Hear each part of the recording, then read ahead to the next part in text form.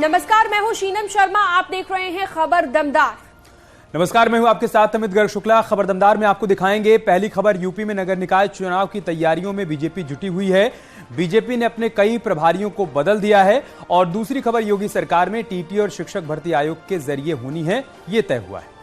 तीसरी खबर में रामनवमी पर बिहार बंगाल में हुए बवाल के बाद योगी मॉडल की डिमांड अब बढ़ गई है, ये खबर आपको दिखाएंगे। और चौथी खबर में माफिया पर मेहरबानी करने वाले जेलरों की यूपी में अब खैर नहीं है।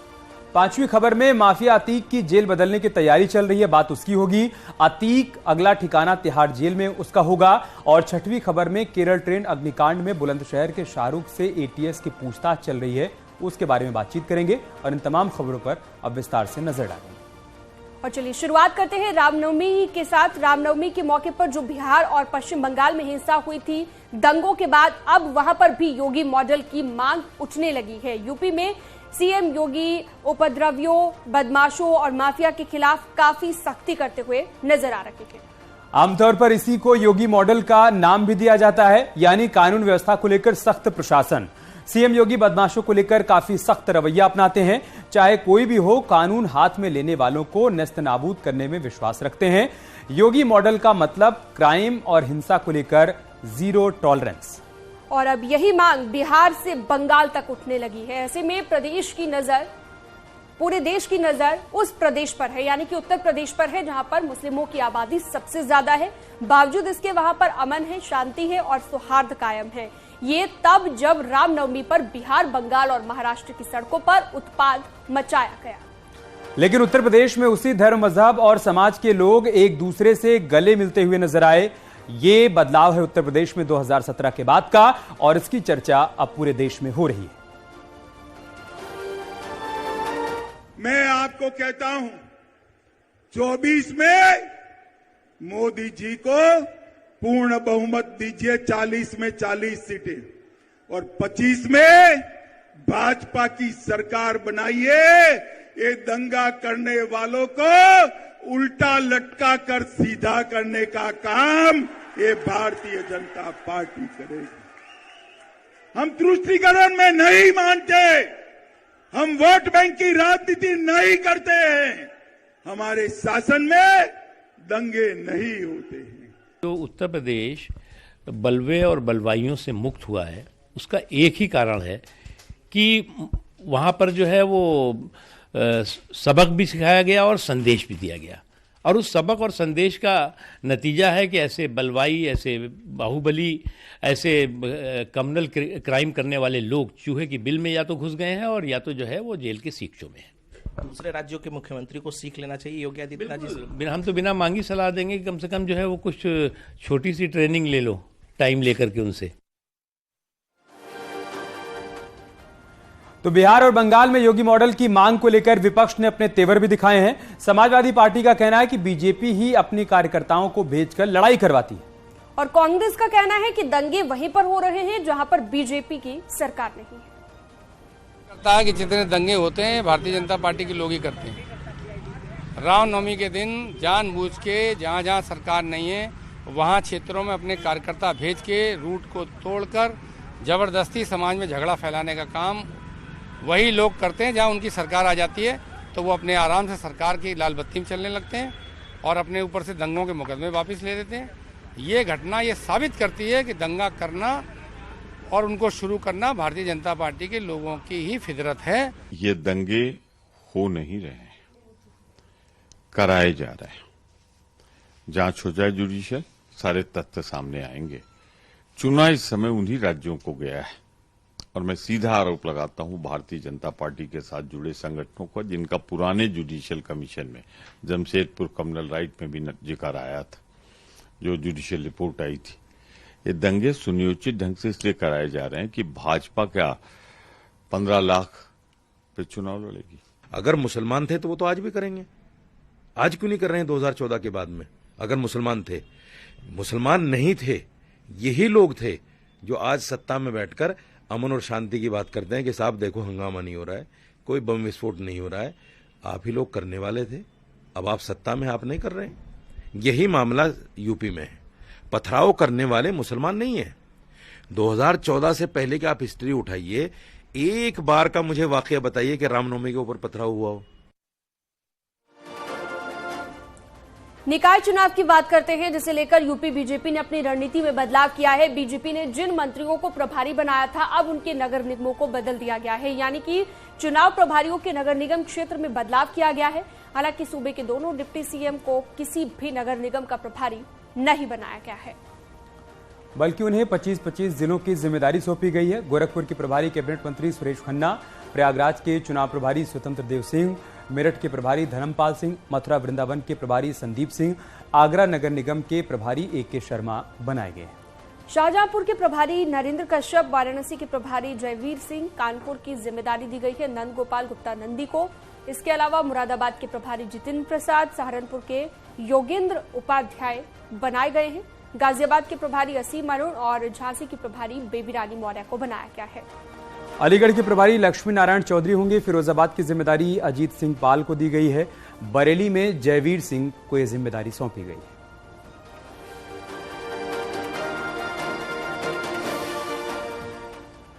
इधर कानपुर की प्रभारी और औद्योगिक विकास मंत्री नंद गोपाल नंदी शहर में पहुंचे। कानपुर दक्षिण के बीजेपी जिला अध्यक्ष वीना आर्या के घर पहुंचकर उन्होंने कार्यकर्ताओं से और पदाधिकारियों से मुलाकात की। नंद गोपाल गुप्ता नंदी ने कहा कि निकाय चुनाव को लेकर बीजेपी कार्यकर्ता तैयार थे। अग्निकांड पर SP मुखिया अखिलेश यादव के बयान पर नंद गोपाल ने तंज कसा और कहा अखिलेश यादव की बात पर विश्वास न करें, उनके बयान बचकाने।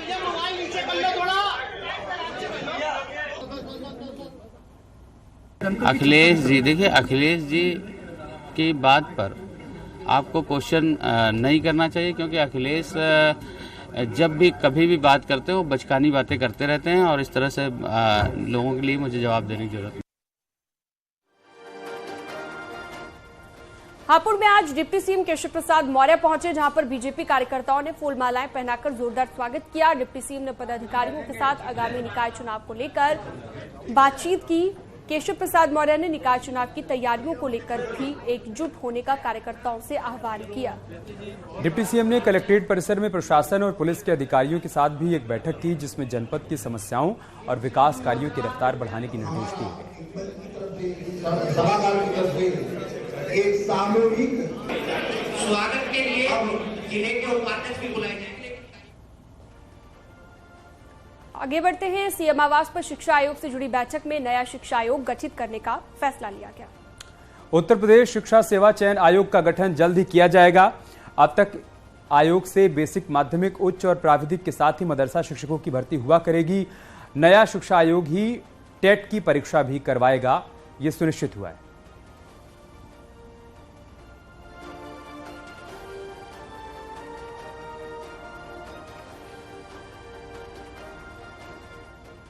नए शिक्षक भर्ती बोर्ड के गठन को लेकर SP और बीजेपी दोनों की तरफ से क्या क्या प्रतिक्रियाएं आई हैं, वो भी आपको दिखाते हैं।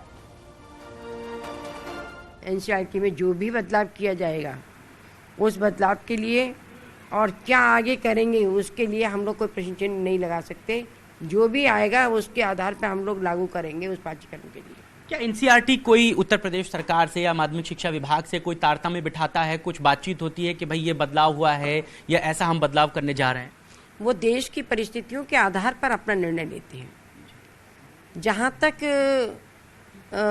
यहाँ की यूपी की बात है, तो यहाँ हिंदी की बुक्स केवल यहाँ पर छपती हैं यूपी में, उसमें हमारे द्वारा कोई परिवर्तन नहीं किया गया। कि भारतीय जनता पार्टी की सरकार 6 वर्षों में भी नौजवानों को रोजगार देने में फेल है। भर्ती परीक्षा होती है, पेपर लीक हो जाता है। शिक्षक भर्ती होती, पूरी की पूरी सूची भ्रष्टाचार की भेंट चढ़ जाती। माननीय उच्च न्यायालय उस सूची को निरस्त कर देता है। एक विश्वविद्यालय में एक ही जात के प्रोफेसर की नियुक्ति हो जाती। मंत्री जी अपने भाई को गरीब कोटे से नौकरी दिला देते हैं। और आज भारतीय जनता पार्टी की सरकार प्राथमिक, माध्यमिक और उच्च शिक्षा आयोग को एक करना चाहता है। भारतीय जनता पार्टी की सरकार केवल ड्रामा करना चाहती है, नौजवानों को रोजगार नहीं देना चाहती। रायबरेली में एक युवक ने पुलिस वालों पर गंभीर आरोप लगाए हैं। युवक के आरोप ये हैं कि जमीन विवाद के एक मामले में उसने डायल 112 से मदद मांगी, लेकिन पुलिस उसे ही थाने लेकर चली गई और थाने ले जाकर टॉर्चर किया गया। परिजनों का आरोप है कि पुलिस ने विरोधियों के पक्ष में फैसला ही सुना दिया, जिसका विरोध करने पर उन्हें टॉर्चर किया गया। परिजनों का यह भी आरोप है कि पुलिस की मारपीट की वजह से युवक की हालत गंभीर बनी हुई है।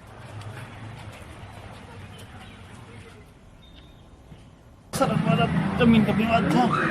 हमने कोई लड़ाई झगड़ा नहीं किया, हमने कंप्लेंट की 100 नंबर पे, हमारे पास बल्ली लगी थी वो हटा दी गई, तो हमने कंप्लेंट की 100 नंबर पे। अब पुलिस आई, उठा के लेके कह रही चलो वहाँ पे तुम्हारा फैसला होगा, तुम्हारे साथ इंसाफ होगा, कोई कुछ नहीं कहेगा, तुम्हारा फैसला होगा। यहाँ लाके बस तुम्हारा। हाँ, एक मामला 4:20 पे आया है। बाएं साइड सीने में दर्द बता रहा है, चोट बता रहा है, किसी ने उसको मारा है। क्या नाम है? सौरभ नाम का है, 32 साल उम्र है, पिता का नाम विश्वराम है, बैसन का पूर्वा हालोर। कैसे चोटें आई सर, कहाँ पर मारा गया कुछ बताया? वो पेशेंट बता रहा है कि थाने में हमको मारे।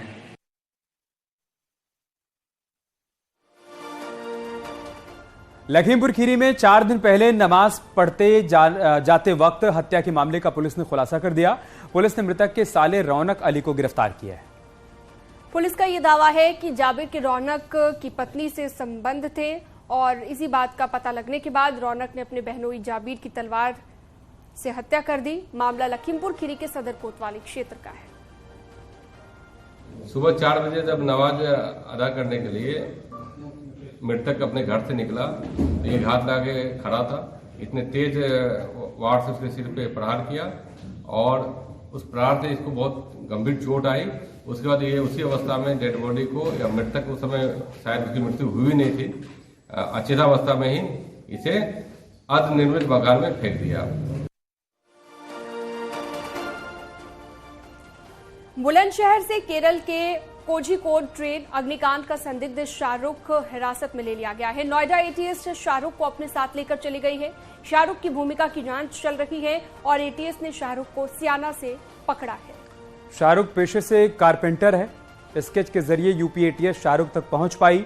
सीट पर बैठने को लेकर हुए विवाद में आरोपी ने केमिकल से भरी बोतल फेंक दी थी, जिससे ट्रेन में आग लग गई थी। अग्निकांड में 3 लोगों की मौके पर ही मौत हो गई थी।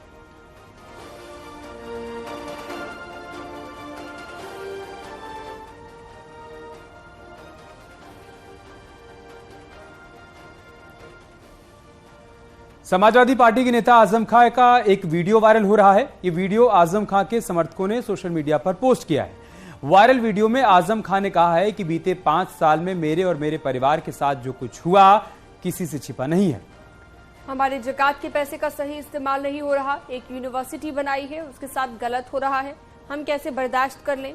कई लोगों ने तो साथ छोड़ दिया, लेकिन ऐसे भी लोग हैं जिन्होंने तकलीफ में भी साथ नहीं छोड़ा।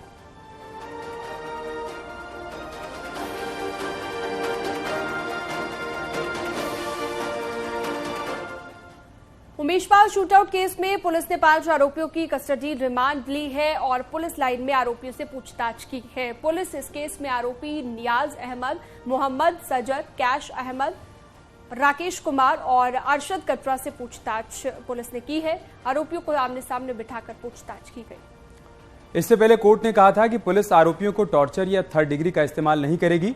पूछताछ के दौरान आरोपियों का एक वकील भी मौजूद रहेगा, मगर वकील पूछताछ में दखलंदाजी नहीं करेगा। बता दें कि पुलिस ने 29 मार्च को कोर्ट की अनुमति के बाद जेल में भी 5 आरोपियों से पूछताछ की थी। पुलिस के मुताबिक जेल में की गई पूछताछ में कई अहम जानकारियां सामने आई थीं। पुलिस ने 21 मार्च को इन 5 आरोपियों को गिरफ्तार किया था।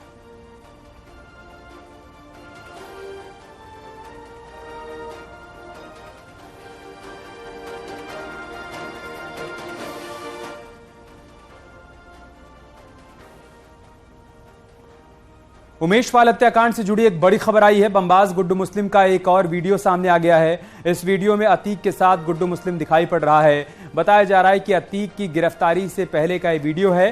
पहले माफिया अतीक के साथ ही गुड्डू मुस्लिम रहा करता था। उमेशपाल हत्याकांड में गुड्डू मुस्लिम आरोपी है और हत्याकांड के दौरान गुड्डू मुस्लिम ने बम फेंके थे। गुड्डू मुस्लिम को तलाश करने के लिए पुलिस ने 5 लाख रुपए का इनाम भी रखा हुआ है।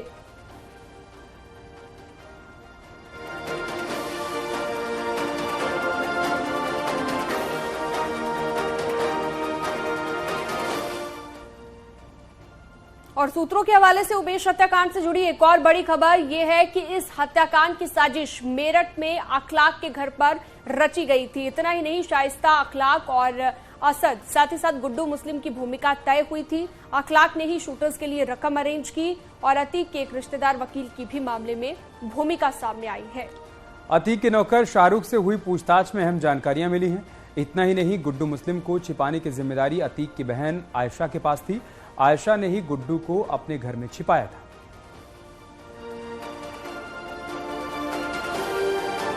तीन तस्वीर आप देख रहे हैं। उमेश हत्याकांड की पहली तस्वीर मेरठ में शूटर, जब अतीक की बहन का ये घर है, वहां पर ये गले मिलते नजर आ रहे हैं। तीसरी तस्वीर अतीक का बहनोई, जिसे अरेस्ट कर लिया गया है। 2 अप्रैल को अरेस्ट किया है, जिसकी तस्वीर भी हम आपको दिखा रहे हैं।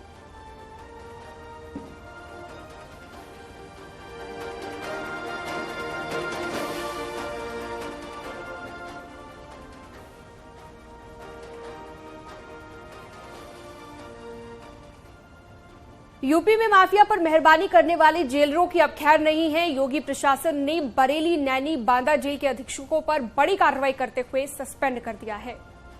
इस कार्रवाई में 3 जेलों के जेल अधीक्षक सस्पेंड किए गए हैं, जिसमें बरेली, प्रयागराज के नैनी और बांदा के जेल अधीक्षक सस्पेंड हुए हैं। अशरफ को वीआईपी सुविधा देने पर बरेली जेल अधीक्षक पर कार्रवाई हुई है। डीजी जेल की रिपोर्ट के बाद प्रशासन ने एक्शन लिया है।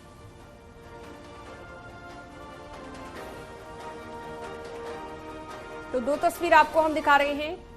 शशिकांत और राजीव शुक्ला, इन दोनों पर यह कार्रवाई हुई है। दोनों पर एक्शन लिया गया है।